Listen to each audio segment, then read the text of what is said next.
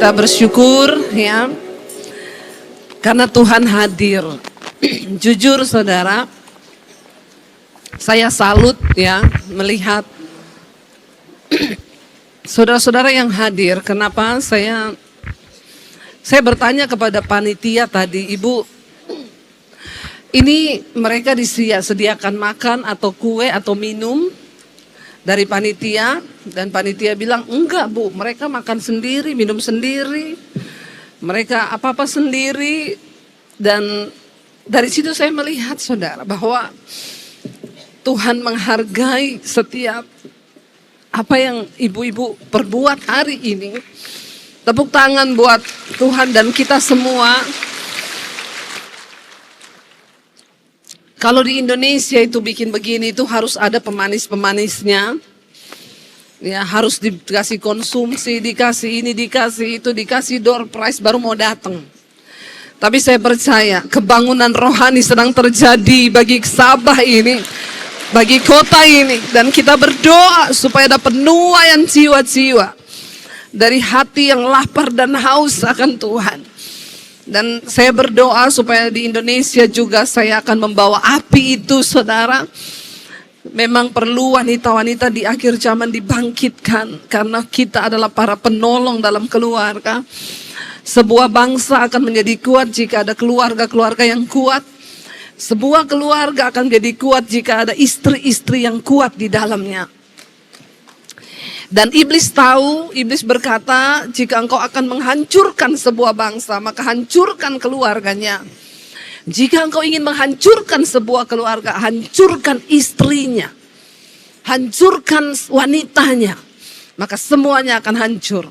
Tetapi jika ada wanita-wanita dalam keluarga yang memilih untuk berdiri melakukan kehendak Tuhan, maka keluarga itu akan dipulihkan.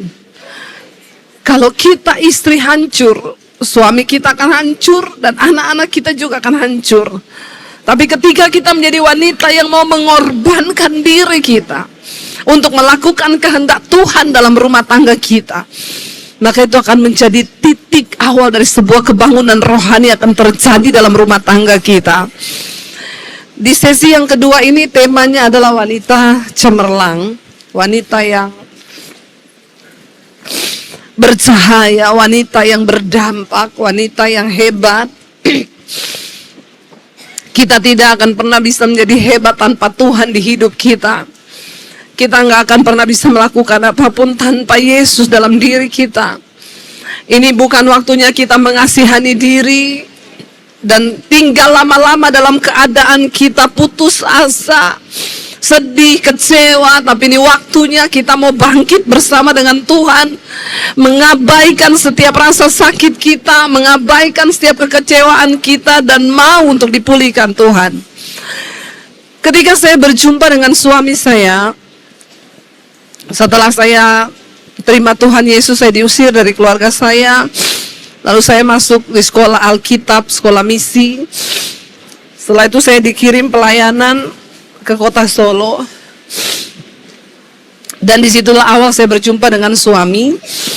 Ketika saya bertobat terima Tuhan Yesus, saya masuk sekolah Alkitab. Dulu saya berpikir saya tidak mau menikah.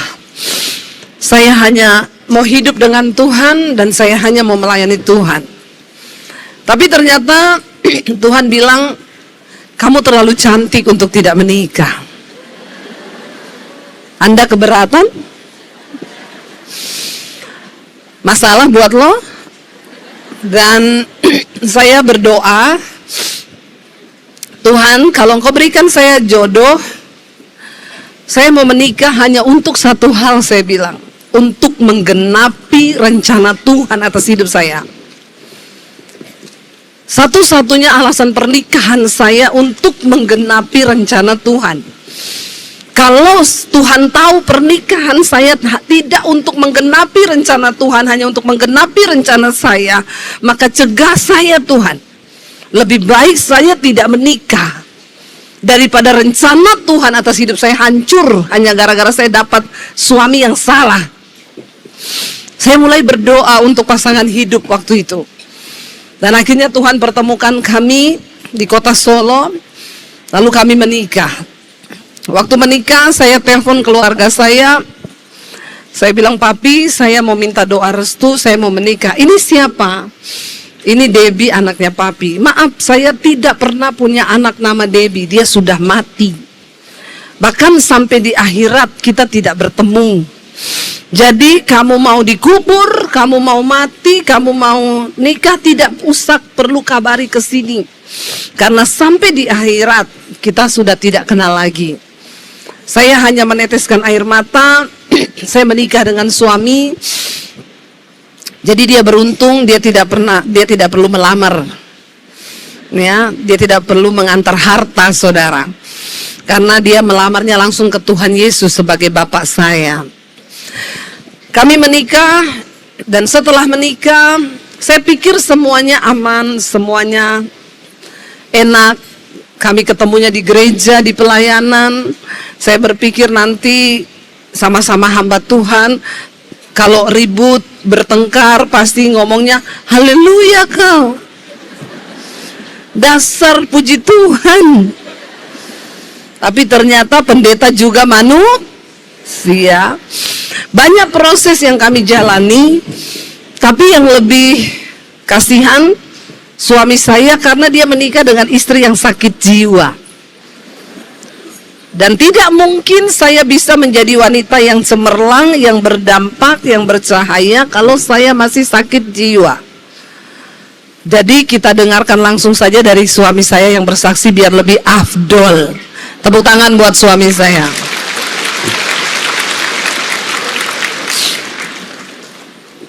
Ya, biar dia yang menceritakan ya bagaimana pengalamannya.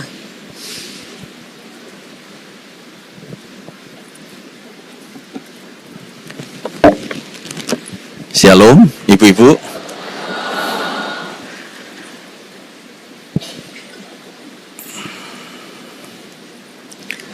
Ya, kami hidup melayani Tuhan dari waktu kami menikah. Saya merindukan sebuah keluarga. Kalau sudah pernah lihat di YouTube, di Basir, saya pernah juga bersaksi. Saya seorang pria yang merindukan sebuah keluarga yang surga, yang penuh dengan surgawi. Dan kemudian saya berdoa, saya menikah dengan istri saya di Basir. Dan waktu saya berkenalan dengan dia, dia sudah menjadi hamba Tuhan, dan saya pun hamba Tuhan. Saya yakin percaya kita bertemu di gereja, di tempat pelayanan. Saya sudah merancangkan sebuah keluarga yang wow, keluarga yang penuh dengan surga. Tetapi ternyata sewaktu kami sudah menikah, yang dikatakan istri saya tadi bahwa dia sakit jiwa, itu benar, saudara. Jadi kalau waktu pacaran kita belum sampai tahu apa sesuatu kejelekan dan sebagainya. Tetapi waktu kami menikah, yang saya merindukan keluarga yang bahagia dan surga itu hilang semua. Dikarenakan apa? Ternyata dia masih menyimpan sakit jiwa itu. Sewaktu kita berselisih paham, dan orang lain tidak tahu, karena yang ditahu bahwa Debbie Basir adalah seorang hamba Tuhan, seorang pendeta. Tapi saya yang tahu banget waktu itu, bukan sekarang ya, waktu itu. Sekitar 20 tahun yang lalu, kami menikah, kami memiliki anak pertama, muncullah sakit jiwanya. Setiap kami berselisih paham, dia katakan tadi bahwa kalau marah boleh, tapi marah-marah itu sakit jiwa. Dan yang terjadi adalah dia setiap hari marah-marah. Dan marah-marahnya kalau saya bilang, kalau boleh bilang, level 10. Kultur kami berbeda. Saya dilahirkan sebagai orang Jawa yang tenang dan nggak terlalu banyak ngomong. Istri saya dilahirkan di daerah Sulawesi, yang kalau ngomong nadanya tinggi sekali dan tidak bisa berhenti. Bukan hanya itu, sakit jiwanya apa, saudara? Sewaktu kita berselisih paham, dia akan marah, dan marahnya level 10, dan dia akan banting segala sesuatu yang ada di dekatnya. Bukan hanya itu, dia selalu benturkan kepalanya ke tembok. Selalu benturkan kepala ke tembok, dan setelah itu dia pergi dari rumah. Semua orang tidak tahu, hanya saya dengan istri dan Tuhan dan setan. Waktu itu setiap salah paham selalu terjadi demikian. Kemudian saya di dalam perenungan saya bilang gini, Tuhan, saya ini merindukan sebuah keluarga yang surgawi, bukan keluarga yang maaf, keluarga neraka, yang kehidupannya setiap hari kayaknya dia kalau berkhotbah luar biasa, tapi di rumah sakit jiwanya tidak bisa ditutupin. Saya berdoa sama Tuhan dalam perenungan, Tuhan tolong istri saya. Setiap kita salah paham demikian juga. Pernah suatu kali waktu anak kami baru lahir sekitar seminggu, 1 minggu, kita berselisih paham, kemudian dia bawa anak saya pergi, yang umur 1 minggu, dan pergi matikan handphone, dan selama 1 hari dibikin saya bingung. Secara manusia saya gini, Tuhan, saya nggak mau, ini hamba Tuhan. Ini saya buka, saudara. Ini yang kehidupan hamba Tuhan. Saya buka di sini bukan untuk aib, bukan, tapi untuk kita belajar di sini bahwa benar tadi kita ini dipanggil untuk merdeka. Buat apa kita cuman datang ke gereja melayani Tuhan, tapi kehidupan saudara di rumah tidak seperti surga. Saya bilang waktu itu, Tuhan, saya rindu keluarga surga terjadi dalam hidup saya. Tapi selalu terjadi demikian. Di satu kesempatan, waktu dia marah, saya bilang gini, saya panggil istri saya, Non, kayaknya kamu masih menyimpan sakit hati dalam dirimu. Bukannya dia nangis kayak tadi dia ceritakan, ibu itu dikatakan kamu sakit hati kepahitan, bukan nangis, dia malah tambah marah, dan dia ngomong gini sama saya, kamu tahu nggak, aku ini pelayanan memulihkan orang yang kepahitan, menyembuhkan, maksudnya melepaskan orang yang kepahitan. Kamu mau ngajarin aku apa? Aku nggak ada kepahitan. Tapi dari gayanya itu kepahitan sekali, saudara. Dan saya tahu, saya tunjuk ini, kalau kamu memang tidak kepahitan, kamu tidak menyimpan kepahitan, coba lihat saya. Saya diingatkan Tuhan tentang papinya. Waktu itu kan dia terima Yesus, kemudian diusir dari rumah, dan ternyata itu masih disimpan, saudara. Saya bilang gini, coba kamu lihat saya, anggap saya papimu. Coba kamu bilang, aku mengasihi papi. Dari situ dia nggak bisa, saudara. Saya layani dia sampai 3 jam. 3 jam dia menangis dan berteriak-teriak, nangis selama 3 jam. Kemudian saya bingung, Tuhan, ini nggak pulih-pulih. Saya sudah dengan doa dalam nama Yesus nggak pulih, dengan segala macam nggak pulih, gimana Tuhan? Kemudian saya diingatkan ada satu gitar di situ, saya ambil satu gitar, kemudian saya nyanyi. Di tengah dia meronta-ronta, saya menyanyi, kasih dari surga memenuhi tempat ini, kasih dari Bapa surgawi. Saudara, waktu saya menyanyikan tentang kasih Tuhan, Tuhan menjawab, Tuhan melawat istri saya. Kemudian dia menangis, meronta menangis, kemudian dia merasa ada kelepasan yang terjadi dalam dirinya. Kemudian dia pandang saya, kemudian dia bilang, papi, aku mengasihimu, dan dia peluk saya. Dan mulai saat itu, saudara, ada satu perjumpaan dengan Tuhan dan kelepasan terjadi. Yang dikatakan sesi pertama tadi, kita harus merdeka. Dan disitulah kemerdekaan terjadi dalam istri saya. Sejak detik itu, titik balik sampai sekarang, dia tidak pernah marah-marah lagi. Dan dia tidak pernah memukulkan kepalanya di tembok lagi. Dan maaf, mungkin saat ini saya malah kepingin dia marah. Tapi itulah yang terjadi saat perjumpaan dengan Tuhan, saat dia merdeka, mengalami kebangunan rohani, maka terjadi. Maka saudara bisa lihat Debbie Basir yang sekarang, itu adalah sesuatu yang 20 tahun yang lalu dia pernah mengalami yang namanya sakit jiwa. Dan Tuhanlah yang menyembuhkan dan membuat dia kebangunan rohani hingga saat ini. Saya ajak sebab ibu-ibu juga di tempat ini, merdekalah bersama Tuhan. Pulang dari ini, saudara akan menjadi berkat bagi kota negara ini. Amin.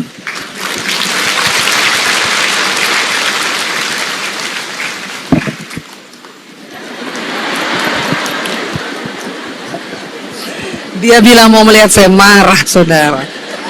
Ya, ketika kita dikuasai iblis, ketika kita diperbudak oleh iblis, iblis menyuruh kita melakukan semua yang dia mau.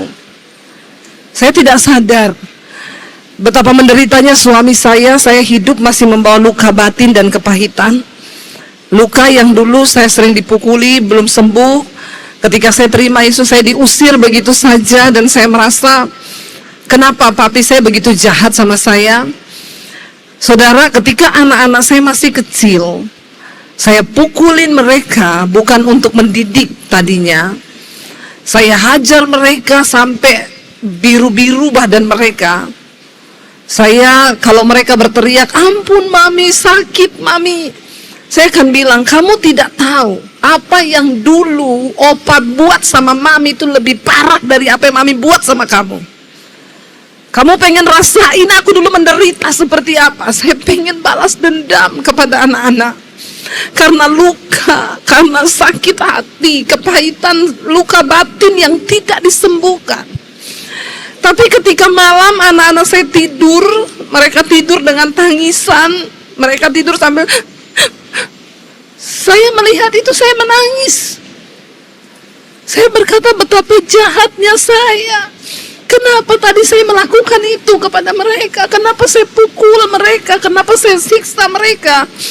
Namun besok terjadi lagi seperti itu. Saya diberi Tuhan suami yang luar biasa. Suami saya itu kalau marah, dia minta izin. Dia kalau marah, dia bilang sama saya, sayang, aku boleh marah enggak? Ya, saya diberi Tuhan suami yang seperti itu saja. Itu sudah puji Tuhan kan ibu-ibu? Tapi itu saya masih gila, sakit jiwa. Saya hanya tersinggung dengan perkataan ipar saya, kakak suami saya marahnya ke suami saya. Padahal yang ngomong tuh ipar saya, nggak ada hubungannya dengan suami saya. Tapi karena saya diperbudak iblis, membawa sakit hati. Orang kalau hidup dengan luka batin, dengan sakit hati, kekecewaan, dia gampang tersinggung, dia gampang marah, gampang kecewa. Ya seperti yang suami saya bilang tadi, saya tersinggung sedikit, saya tampar muka saya di depan suami saya pukul, saya tinju kepala saya benturkan kepala saya ke tembok. Dan selalu ada perkataan yang keluar dari mulut saya, nggak ada orang yang sayang sama saya. Siapa yang sayang? Papi saya aja usir saya dari rumah. Dan suami saya kaget ketika dia menikah dengan seorang pendeta yang biasanya berkhotbah di mimbar, tapi ternyata hidup dalam kepalsuan. Dan yang seperti dia bilang tadi, dia mengharapkan rumah tangga yang seperti surga, tapi ternyata, dan betapa banyak orang-orang yang sampai hari ini pakai topeng. Bahkan mereka bisa melayani di mimbar, padahal mereka belum merdeka, mereka masih diperbudak oleh iblis. Dan saya bersyukur hari itu saya dilepaskan. Karena itu saudara, untuk merdeka nggak bisa hanya satu kali. Kita perlu setiap hari konsisten untuk datang sama Tuhan, untuk belajar melakukan firman, untuk menyalibkan daging. Itu terus menerus. Bayangkan saya bawa anak saya yang masih umur 1 minggu. Dan itu bukan salah suami saya tersinggung dengan ipar saya. Saya pergi dari rumah, saya ke rumah teman saya matikan handphone. Teman saya bilang, Dep, kasihan loh, pasti ini suamimu sudah bingung cari kamu. Saya bilang, biarin, biar dia bingung. Saya senang melihat dia menderita. Gila kan saudara? Ya, kita nggak suka lihat orang senang. Kita pengen lihat orang menderita. Karena kita menderita, kita juga pengen orang menderita. Bayangkan kalau ibu-ibu, para wanita memasuki pernikahan dengan jiwa yang sakit. Ya, maka mungkin tadinya suamimu sehat, saya bersyukur dapat suami hamba Tuhan. Jadi dia tahu kebenaran. Dan kebenaran itulah yang memerdekakan. Ya mungkin karena dari awal Tuhan tahu doa saya, Tuhan saya mau menikah dengan orang laki-laki yang akan menggenapi rencana Tuhan atas hidup saya. Tapi iblis kan tidak pernah mau melihat kita ini dimerdekakan Tuhan. Sehingga setelah saya pulih, ya itu tadi yang suami saya bilang, sekarang kita jarang tidak pernah bertengkar. Kalau salah paham 5 menit selesai, kita berpelukan. Ya, saya enggak usah marah-marahannya. Iya, ngapain? Mending happy-happy ya. Iya, kita pelukan. Karena jiwanya sudah sembuh. Iblis tidak mendapat tempat lagi. Kami tidak izinkan setan masuk dalam pernikahan kami.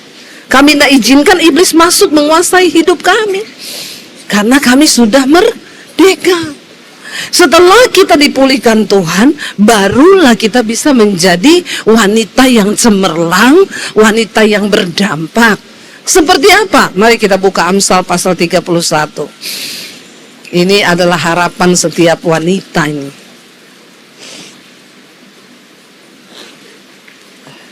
Dan harapan Tuhan bagi hidup kita. Amsal 31. Kita mulai baca ayat yang ke-10. Puji-pujian untuk istri yang cakap. Istri yang cakap, siapakah akan mendapatkannya? Ia lebih berharga dari permata.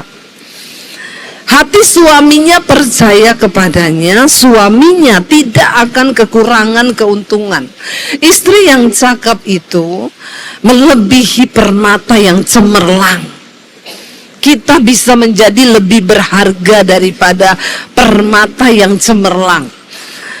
Yang pertama, hati suaminya percaya kepadanya, suaminya tidak akan kekurangan keuntungan.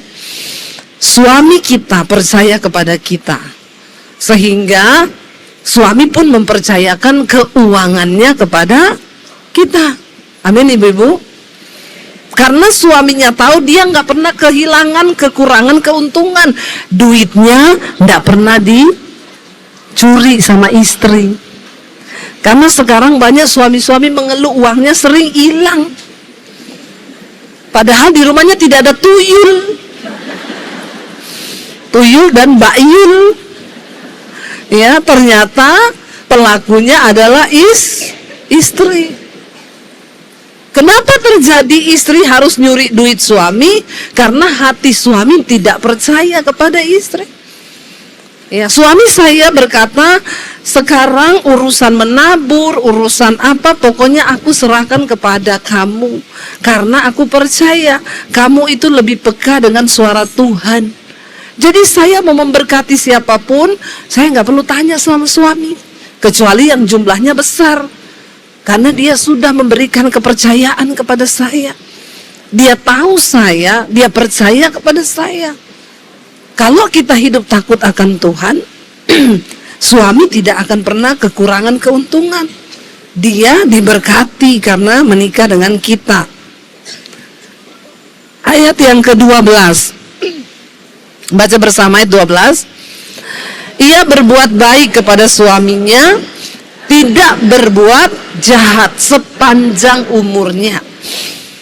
Ayo ibu-ibu yang cemerlang, kita terus berbuat baik buat suami kita. Jangan ada niat jahat. Biar Tuhan yang menilai hati kita. Tapi suamiku jahat, Bu. Ya bayar harga. Tanpa perkataan. Karena itu suamimu. Ada ibu-ibu di Indonesia, saudara, bukan di sini. Bu Debi, doakan dong suami saya.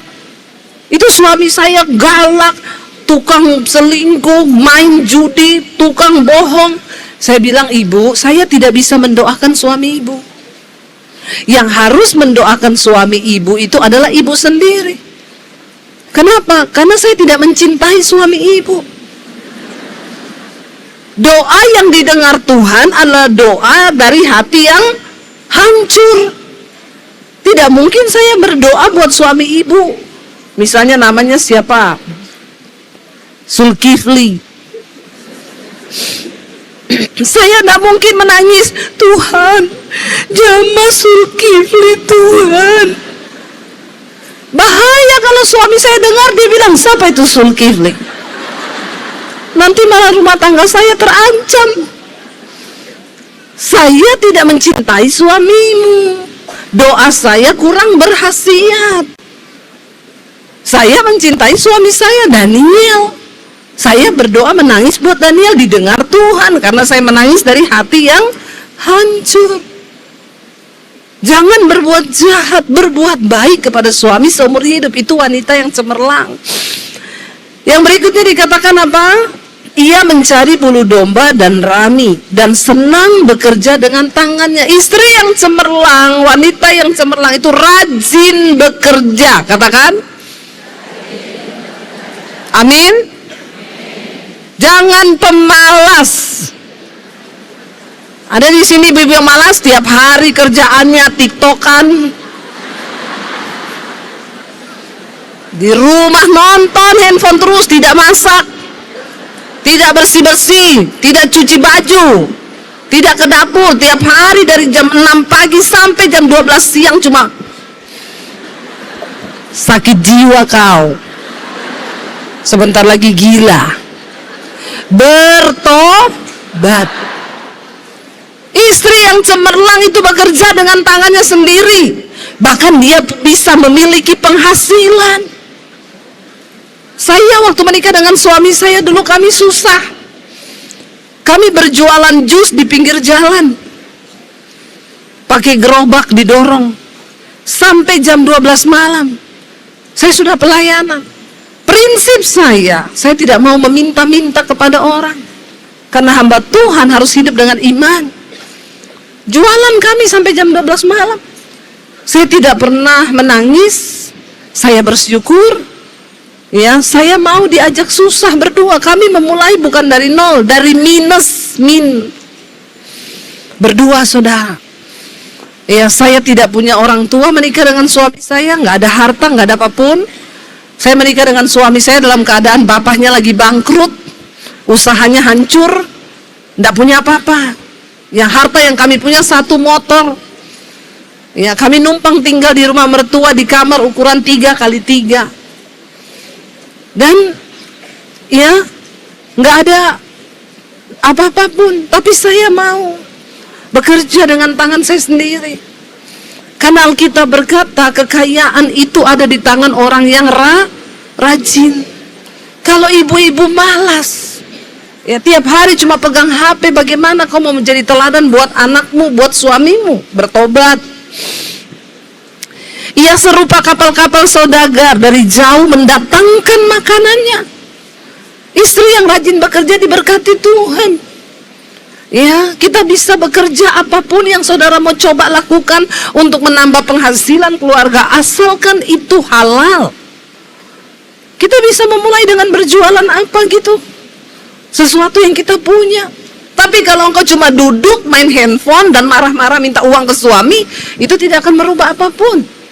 Karena Alkitab berkata orang yang dibenarkan Tuhan, yang disertai Tuhan, hidupnya itu diberkati Tuhan. Apapun yang kau kerjakan dengan tanganmu, dibuat Tuhan berhasil. Ya, kami memulai usaha dulu. Suami saya bikin desain buku renungan, saya yang buat renungannya. Suami saya cetak, memakai jasa cetak di tempat mesin cetak. Saya lagi hamil besar anak yang pertama. Sampai jam 12 malam itu susun kertas-kertas buku itu. Lalu kami jeglokin sendiri, dipotong dalam bentuk buku, kami tawar-tawarkan di toko-toko buku. Sampai akhirnya diberkati Tuhan, punya percetakan sendiri dan buku itu masuk terdistributor di seluruh Indonesia, masuk ke semua toko buku.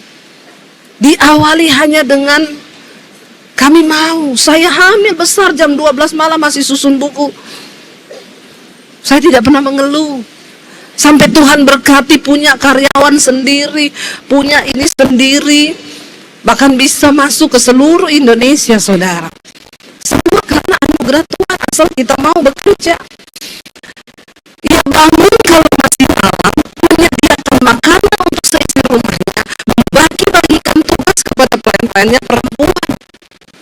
Ibu-ibu yang berkati Tuhan, ibu-ibu wanita yang cemerlang itu bangun hari masih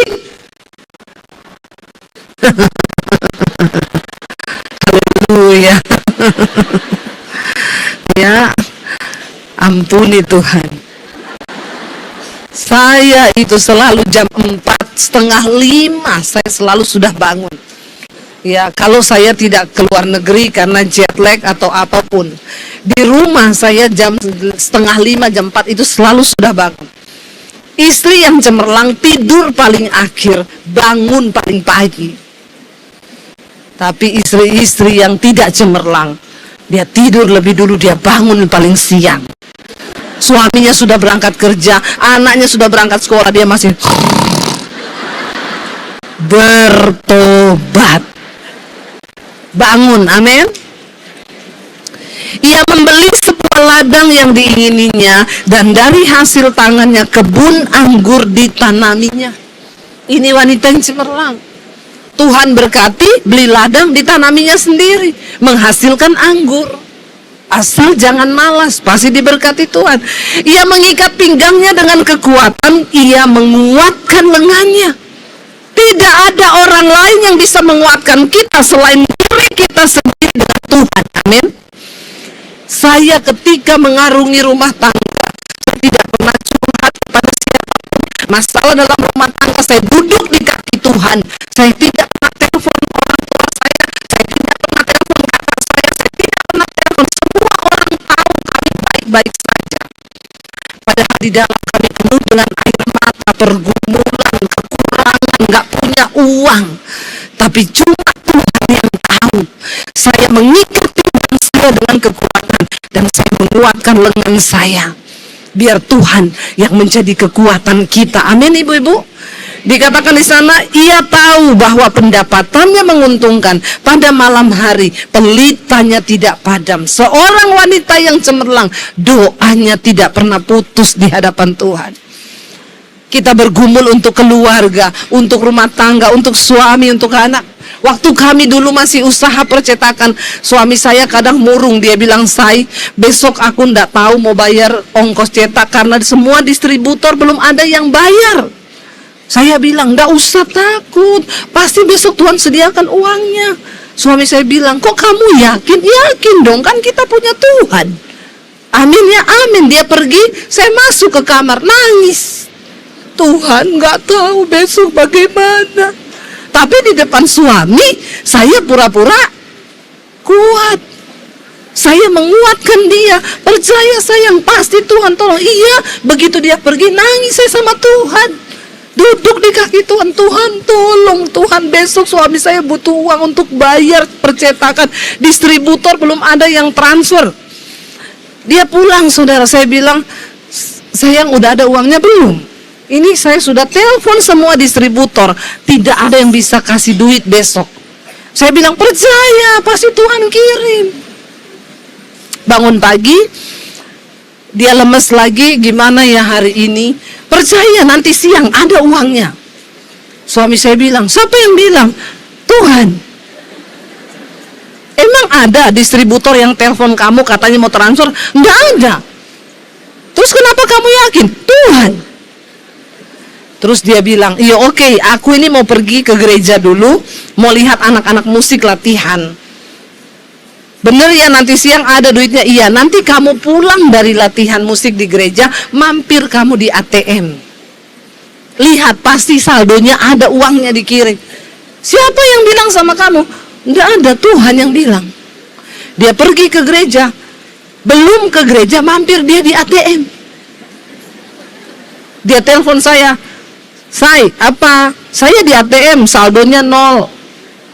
Kan saya bilang nanti pulang." "Siapa yang bilang kamu?" "Tuhan." "Beneran loh." "Oh." Dia pergi ke gereja. Pulang habis selesai dari gereja, saya di rumah deg-degan, saudara. Saya berdoa, "Tuhan tolong kasih Tuhan jalan, Tuhan gerakan ada distributor yang mau transfer hari ini supaya kami bisa jalan lagi nih percetakan." Tiba-tiba dia telepon saya, Say, kenapa? Emang ada ya distributor yang ngomong ke kamu mau transfer? Nggak ada. Terus kenapa kamu yakin? Tuhan, iya, ini aku di ATM, terus ada duitnya. Tuhan, ikat pinggangmu dengan kekuatan. Karena orang yang berharap kepada Tuhan tidak akan pernah dipermalukan. Asal kita sungguh-sungguh percaya, amin saudara. Makanya sampai hari ini suami saya kalau mau apa-apa dia bilang sama saya, sayang, kamu doa sama Tuhan dong. Bilang gini-gini, kenapa? Karena kalau kamu doa itu Tuhan dengar. Loh, ya dia percaya istrinya ini dekat-dekat sama Tuhan. Terbukti. Nah kalau kita sama Tuhan dekat, Tuhan bela kita, suami itu saudara kelepek-kelepek sama kita, amin. Ya, nggak mungkin dia mau macam-macam di luar. Dia tahu istrinya ini dekat dengan Tuhan. Lalu dikatakan yang berikutnya, tangannya ditaruhnya pada jentera, jari-jarinya memegang pemintal. Rajin banget ini istri. Ia memberikan tangannya kepada yang tertindas, mengulurkan tangannya kepada yang miskin. Wanita cemerlang itu suka menolong, suka berbagi, tidak pelit. Duit tinggal itu disuruh Tuhan kasihkan orang, dikasih. Ya, tapi kita benar-benar mendapat tuntunan dari Tuhan. Ya, tidak boleh pelit, karena orang yang pelit itu tidak diberkati Tuhan. Saya mau bersaksi tapi waktunya ini sih sudah mau habis. Ya. Pernah saya tinggal punya uang 50.000. Ada tukang jual soto di pinggir gereja yang bukan agama Kristen datang ke rumah malam-malam pinjam uang 50.000. Besok saya susu anak habis. Ya, ketok malam-malam suami saya datang. Ada itu bapak, kenapa mau pinjam duit berapa? 50.000. Saya bilang, kok dia tahu duit itu tinggal 50.000? Dia nggak tahu anaknya sakit, panas, demam, harus masuk ke rumah sakit, duitnya kurang. Saya bilang, aduh bagaimana? Suami saya langsung bilang begini, kalau aku terserah kamu. Kalau kamu suruh kasih, ya aku kasih. Kamu bilang jangan, ya jangan. Dia mencari tempat yang aman supaya besok saya nggak menyalahkan dia kalau nggak ada duit, karena kan kamu yang suruh. Saya berdoa, Tuhan bagaimana nih? Tuhan bilang kesusahan sehari cukup untuk sehari, besok ada kesusahannya sendiri. Kasih uang itu untuk yang membutuhkan. Tapi ayat ini tidak berlaku kalau kita terima gaji lalu kita pergi ke mall, kita belanja dan bilang kesusahan sehari cukup untuk sehari. Nah, itu namanya bodoh, mencobai Tuhan. Ya, akhirnya saya kasih saudara uang itu. Besok anak saya susunya habis, saya hanya kasih minum dia teh. Ya, suami saya bilang percaya sama Tuhan. Sudah tahu, tidak tunggu lama. Besok ada orang datang memberkati kami dengan uang 10.750.000. Itu berkali-kali ribu lipat dari apa yang kami tabur. Tuhan hanya menguji hati kita. Apakah kita mau sungguh-sungguh jadi orang yang murah hati, suka menolong, atau kita pelit, ya? Ia tidak takut kepada salju untuk seisi rumahnya, karena seluruh isi rumahnya berpakaian rangkap. Istrinya rajin berdoa. Ya, dan karena itu dia mau percaya dan menyerahkan hidupnya kepada Tuhan. Ia membuat bagi dirinya perbadani dan lenan halus dan kain ungu pakaiannya. Istri yang cemerlang, ya itu anaknya lagi nangis, nggak apa-apa, kasihan ya. Yang lain nggak usah dilihat ke saya saja ya. Namanya juga anak kecil, mungkin bisa ditenangkan di luar juga ya, kasihan ibunya rindu untuk dengar firman. Ya, saudara, dikatakan di sini istri yang cemerlang itu membuat bagi dirinya perbadani dan lenan halus. Artinya apa? Istri yang cemerlang itu juga berdandan rapi di rumah, sehingga suaminya melihat dia tertarik. Amin. Jangan suami pergi kerja, istrinya pakai daster, baunya bawang. Pulang kerja masih pakai daster, baunya bawang juga. Ya, bau telur, amis. Suami mau mendekat sudah, aduh kok istri saya begini ya. Jadi kita berdandan bukan harus mahal. Saya ini perawatannya nggak pakai yang puluhan juta. Di rumah saya pakai itu loh, tepung beras, pakai putih telur, kasih tomat jadi masker. Ya, tapi jangan digoreng nanti kriuk. Bukan kinclong. Ya, iya, saya perawatannya cuma seperti itu. Pakai tomat, pakai tepung beras, pakai putih telur. Ya mukanya jadi saya nggak mau. Saya di Jakarta, orang kaya-kaya, ibu, saya bayari ibu pergi ke klinik sana, nanti disuntik ini, enggak mau. Terima kasih, itu mahal sekali loh ibu, saya bayari ibu puluhan juta.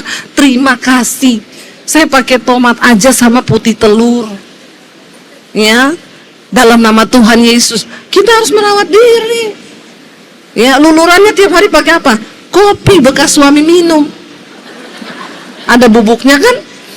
Ya itu, campur sama sabun, setiap hari mandi pakai kopi. Kulit kita jadi halus, nggak usah perawatan mahal. Ya, supaya suami saya tiap hari peluk saya, dia bilang halus banget kulitmu. Iya, pakai kopi sayang. Amin. Iya, suami hemat, nggak perlu yang wow harus operasi lah, tarik apa tiap hari. Ya cuman pijet-pijet aja mukanya dalam nama Tuhan Yesus ya. Karena Alkitab bilang orang itu kalau hatinya bersih, mukanya berseri-seri. Tapi kalau hatinya kotor, biar kau perawatan seratusan juta, hatimu kotor, tetap aja mukanya kayak nenek sihir. Ya, jadi ini Alkitab yang bilang, ayo kita merawat diri kita supaya suami juga tertarik ya. Suaminya dikenal di pintu gerbang kalau ia duduk bersama para tua-tua negeri, karena istrinya luar biasa. Jangan sampai suami kita malu. Ya, karena orang bilang idih itu istrinya ya. Kasihan loh suaminya, bertobat ya. Ia membuat pakaian dari lenan halus ya dan menjualnya. Dia pintar cari duit nih istri. Ya. Dan menyerahkan ikat pinggangnya kepada pedagang. Pakaiannya adalah kekuatan dan kemuliaan. Dia tertawa tentang hari depan. Wanita yang cemerlang tidak khawatir. Dia percaya Tuhan akan menyertai kehidupan keluarga dan rumah tangganya. Saya selalu bilang kepada anak-anak saya, kalian lihat mami dan papi, kami tidak memulai hidup dengan harta atau uang yang banyak. Kami mulai dari minus.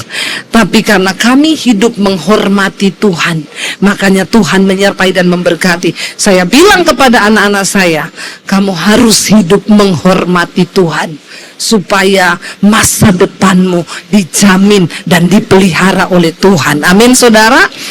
Dan dikatakan di sana ia membuka mulutnya dengan hikmat, pengajaran yang lemah lembut ada di lidahnya. Ibu tadi ndak usah sama anak, nanti kau seperti anjing galak tiap hari, anakmu memberontak, nasihatmu tidak masuk. Nasihati anak dengan lemah lembut. Panggil dia duduk, kasih tahu isi hatimu, kasih dia firman Tuhan. Itu lebih masuk daripada kita teriak-teriak. Ia mengawasi segala perbuatan rumah tangganya. Makanan kemalasan tidak dimakannya, tidak boleh malas. Anak-anaknya bangun dan menyebutnya berbahagia. Pula suaminya memuji dia. Setiap hari suami saya peluk saya. Setiap pagi, sayang peluk dulu, peluk. Aku bersyukur dapat istri seperti kamu. Saya juga bilang, saya bersyukur dapat suami seperti kamu. Setiap pagi kami berpelukan. Ya, berpelukan saudara, saling mendoakan, saling memberkati. Itu kunci dari rumah tangga yang diberkati Tuhan. Amin. Kalau kita hidup rukun bersama, rumah tangga kita diberkati Tuhan. Kemolekan adalah bohong, kecantikan adalah sia-sia. Tapi istri yang takut akan Tuhan dipuji-puji, berilah kepadanya bagian dari hasil tangannya. Biarlah perbuatannya memuji dia di pintu-pintu gerbang. Kemolekan itu bohong. Tidak usah buang uang hanya untuk kecantikan muka. Sekarang orang berlomba-lomba mau terlihat cantik mukanya. Kalau hatimu jelek, maka semua menjadi kemunafikan. Kemolekan itu bohong, kecantikan itu sia-sia. Ini yang sedang dunia kejar hari-hari ini. Klinik kecantikan dibuka di mana-mana biar wanita terlihat cantik dan cemerlang. Padahal itu semua pret. Kalau hati kita tidak benar, hidup kita tidak takut akan Tuhan, maka semua itu kebohongan belaka. Karena itu ibu-ibu yang cemerlang, pagi hari ini kita sudah mengalami lawatan Tuhan. Biar kita pulang dengan hidup yang dipulihkan Tuhan. Amin. Kita bangkit berdiri bersama, tepuk tangan sorak-sorai bagi Tuhan yang ajaib dan mulia. Terima kasih Tuhan. Kami berikan segala penghormatan, kemuliaan hanya bagi Engkau, Tuhan di atas segala Tuhan, Raja di atas segala Raja. Engkau yang sanggup mengubahkan hidup kami. Kami pulang dari seminar ini nanti Tuhan, kami hidupnya diubahkan menjadi wanita-wanita yang cemerlang, karena satu dedikasi kami untuk menyenangkan Tuhan. Kami melakukan itu untuk menyenangkan Tuhan. Kami melakukan itu untuk menyenangkan hati Tuhan, supaya kami menjadi orang yang berkenan pada Tuhan. Karena istri yang takut akan Tuhan itu mahkota bagi suaminya. Kami percaya Tuhan, hidup kami diubahkan Tuhan. Kecantikan adalah bohong, kemolekan adalah sia-sia. Tapi istri yang takut akan Tuhan, mereka akan terus dipakai Tuhan untuk bersinar terang, menjadi dampak bagi banyak orang. Kami hari ini percaya kami sudah disembuhkan, kami sudah dilepaskan, kami sudah dipulihkan, dan kami siap menjadi wanita-wanita yang membawa dampak bagi keluarga kami, kota kami, bangsa kami. Terima kasih Bapa. Segala pujian, hormat, kemuliaan hanya bagi Tuhan. Di dalam nama Yesus sama-sama katakan amin. Tepuk tangan buat Tuhan Yesus, saudara.